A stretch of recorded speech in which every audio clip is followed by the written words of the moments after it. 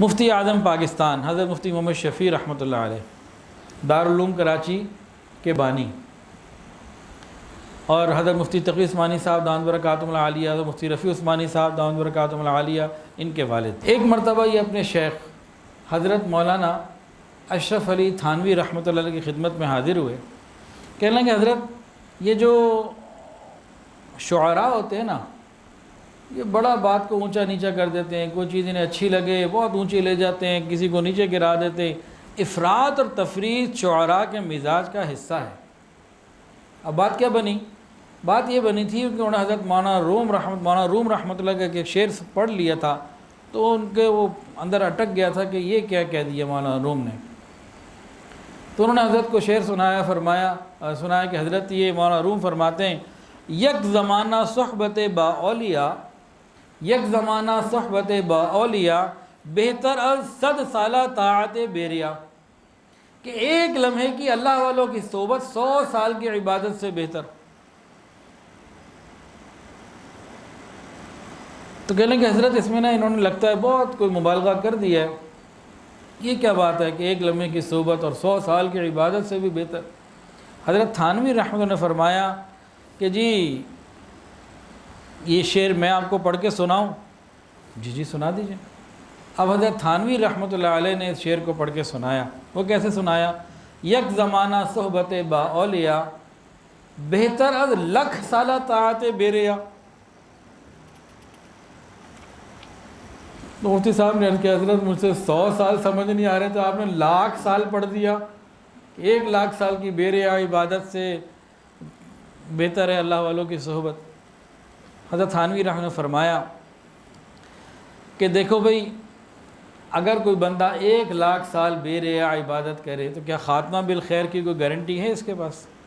تو نہیں حضرت، گارنٹی تو کوئی نہیں۔ شیطان کی مثال، لاکھوں سال عبادت کی لیکن مردود ہوا۔ بلعام باعور سینکڑوں سال عبادت کی لیکن مردود ہوا۔ تو گارنٹی تو کوئی نہیں دے سکتا کہ میں اتنی عبادت کر چکا ہوں اور اب تو میں نے جنت میں جانا ہی ہے، خاتمہ خیر پہ ہی ہوگا، کوئی گارنٹی نہیں دے سکتا عبادات کی بنیاد پر۔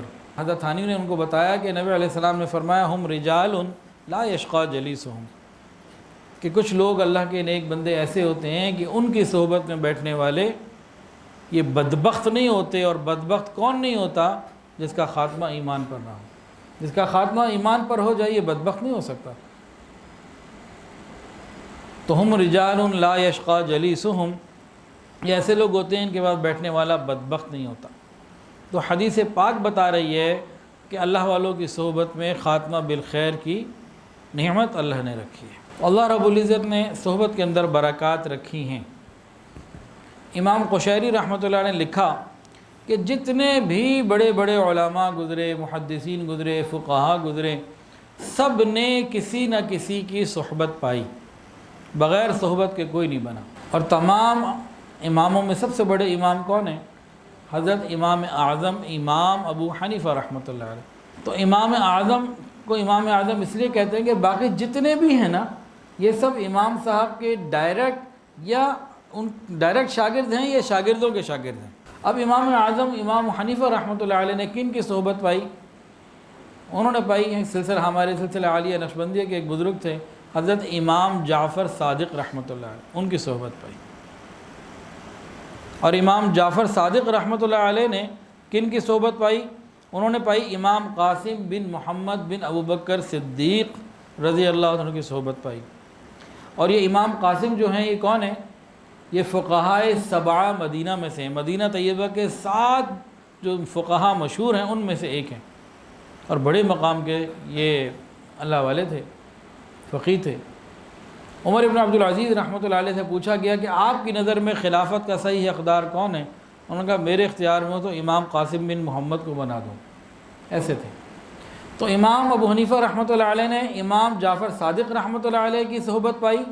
امام جعفر صادق رحمۃ اللہ علیہ نے امام قاسم بن محمد کی صحبت پائی، اور قاسم بن محمد رحمۃ اللہ علیہ نے حضرت سلمان فارسی رضی اللہ عنہ سے فیض پایا۔ حضرت سلمان فارسی رضی اللہ تعالی عنہ نے صدیق اکبر رضی اللہ تعالی عنہ سے، اور صدیق اکبر رضی اللہ تعالی عنہ نے حضور پاک صلی اللہ علیہ وسلم سے۔ امام صاحب خود فرماتے ہیں، امام اعظم خود فرماتے ہیں لولا السنتان لہلک النعمان، اگر یہ صحبت کے 2 سال نہ ہوتے تو نعمان ہلاک ہو جاتا۔ تو امام اعظم رحمۃ اللہ علیہ جیسے بزرگ بھی صحبت اختیار کرتے ہیں۔ ویڈیو کے نیچے سبسکرائب کے بٹن پہ کلک کریں، بیل کے آئیکن پہ کلک کیجئے تاکہ ہر نئی ویڈیو کی نوٹیفیکیشن آپ کو مل جائے۔